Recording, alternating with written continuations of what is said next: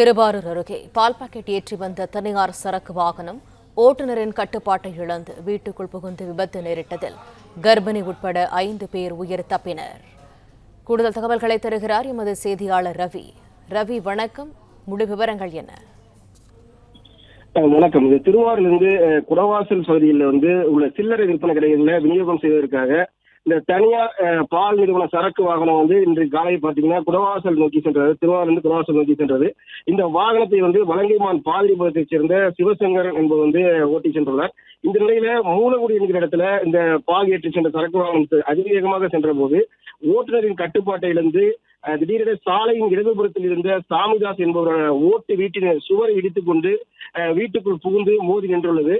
இதுல இந்த வீட்டில் இருந்த 60 வயது முதியவர் சாமிதாஸ், அவரது மனைவி ஞானமணி, அதே போன்று 5 மாத கர்ப்பமாக உள்ள அவரது மருமகள் எல்வின் விந்தா, 7 வயது பேரன், 6 வயது பேத்தி ஆகியோர் அதிர்ஷ்டவசமாக உயிர் தப்பினர். குறிப்பாக பால் ஏற்றி வந்த இந்த வாகனம் வீட்டின் சுவரின் மோதும் போது வீட்டின் திண்ணை பகுதியில் யாரும் இல்லாத காரணத்தினால பெரும் உயிர் சேதம் என்பது தவிர்க்கப்பட்டுள்ளது. இருப்பினும் உயிர் பயத்தில் மிகுந்த பதட்டமடைந்த சாமிதாஸ் குடும்பத்தினர் அருகில் இருந்தவர்கள் ஓடி மீட்டு ஆறுதல் கூறினர். மேலும் காயமடைந்த ஓட்டுநர் சிவசங்கரனையும் மீட்டு திருவாரூர் அரசு மருத்துவமனையில் சிகிச்சைக்காக அனுப்பி வைத்திருக்கின்றனர். இது குறித்து குடவாசல் போலீசார் வழக்கு பதிவு செய்து மேலும் விசாரணை மேற்கொண்டு வருகின்றனர்.